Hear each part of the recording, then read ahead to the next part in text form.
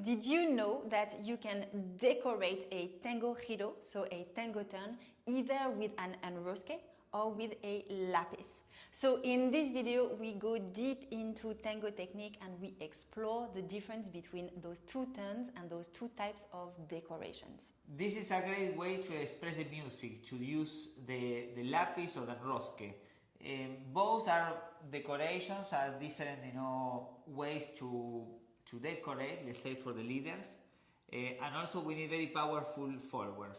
Absolutely, so followers, make sure you watch this video until the end because we are going to explore your technique and the leaders need a strong, powerful, controlled follower in order to achieve this movement. So the most important thing is the connection. That's why it's so important, followers, that you are powerful in the giro in a way that when we, the leaders, when we do the lapis or the enrosque, we don't lose the connection with you.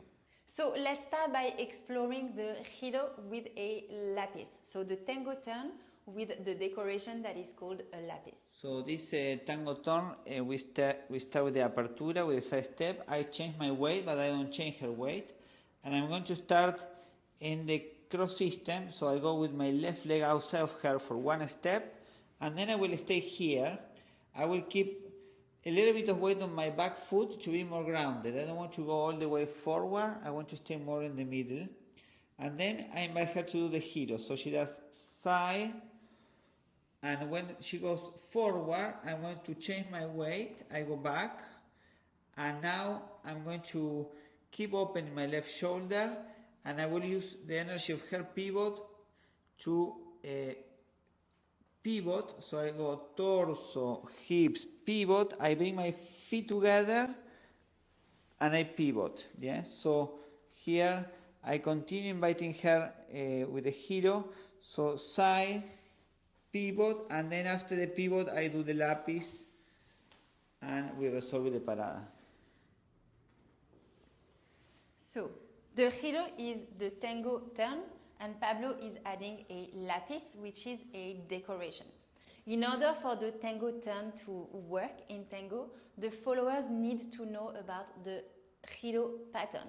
So the giro pattern is the steps of the followers and it goes back, side, forward, side, back, etc. So let me demonstrate for you. When you practice it, for example, alone, and this is something you need to know by heart, you're going to go back, side, forward, side, and then on this leg you're going to do a full pivot back, and then you go back. And you continue, side, forward, side, and again back, and you continue. This pattern, as a follower, you want to know by heart and practice individually, and then this is what we will use when we are in the embrace with the leader. And for the leaders, what we are doing here is that we step with the left leg forward and we are going to invite our partner to do the giro. So giro, and when she goes forward, I change my axis. So we begin the giro inviting her to follow this axis of my left leg, and then I change my axis. So that way the giro is going to be like an oval. It's going to be not circular, it's going to be more like an oval. And then I will keep opening, and then I will pivot with my feet together, and then the lapis, and then we resolve with the parada. Now we show you the moment now in the tango embrace.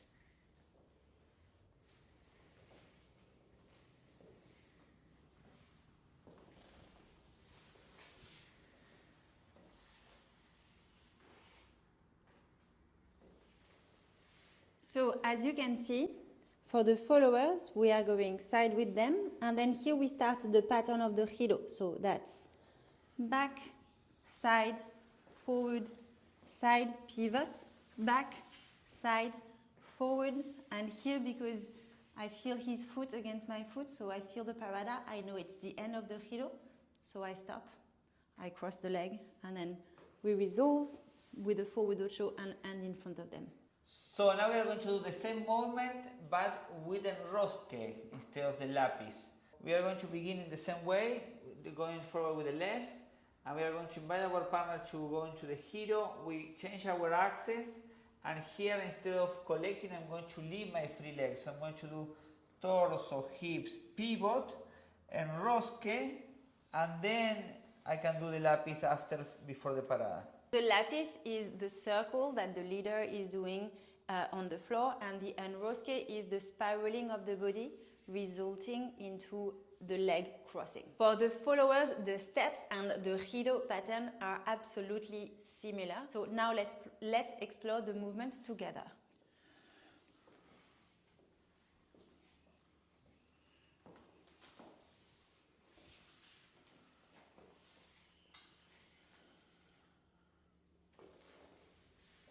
So now we are doing the enrosque.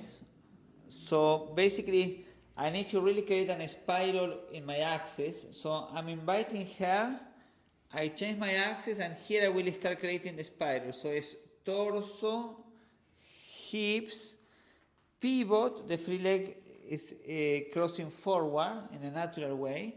And then my feet are already in the position to resolve with the lapis. So and then I do the lapis by creating a circle on the floor, inviting her to walk around my axis, and then I invite her to cross my leg in the parada, and we finish together.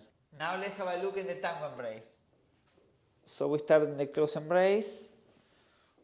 We open the embrace here for the giro. For the enrosque we are in the open embrace, lapis in the open embrace. And then when we resolve, we close the embrace after the parada. So for the followers, it is very important that even though the embrace is open in the giro, in the circular, the turning moments, you want to always stay in front of your partner so that you are not going too far away. So here we start in the close embrace.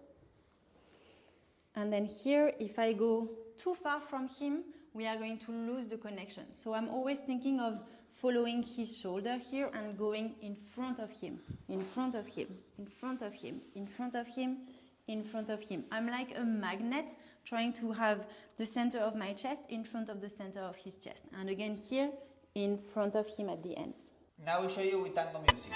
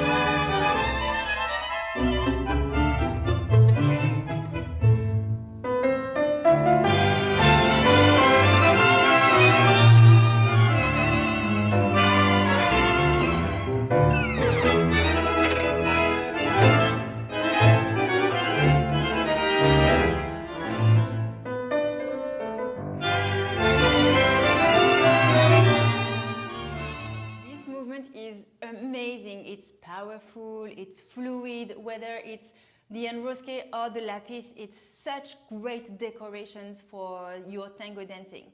However, it does require good balance, obviously, whether it's for the leader or for the follower. So if you need help becoming more grounded throughout your dancing, you need to sort out your balance in the pivoting. And this is why we have created a free Pivot Better guide, where we teach you how to be more precise in your dissociation and more controlled in your turns, and as a consequence, more balanced throughout the dance. So we will put the link for you to sign up in the comments. Make sure you join us in the guide. Do not miss this. We love the enrosques and we love the lapis, but as Anne said, it's very important that you have a good technique, that you have a good access, and you have the control of it. Yeah? Because if you are going to do the lapis or the enrosque, to lose your balance or to push your partner or to lose the connection with your partner. We don't want that. So what we want is to be confident in your access, to be able to have control in your access for after to decide if you do the Lapis or you do the Enrosque. Now it's your turn. Let us know in the comments below if you prefer the Enrosque or the Lapis. We are always very curious about how you are dancing. If you are new to the channel, make sure you subscribe so that you are notified every time we publish a new video. And especially, please keep learning and keep sharing your dancing because the world of tango needs your embrace. Absolutely. Thank you so much for watching and we look forward to seeing you in the next video. Ciao.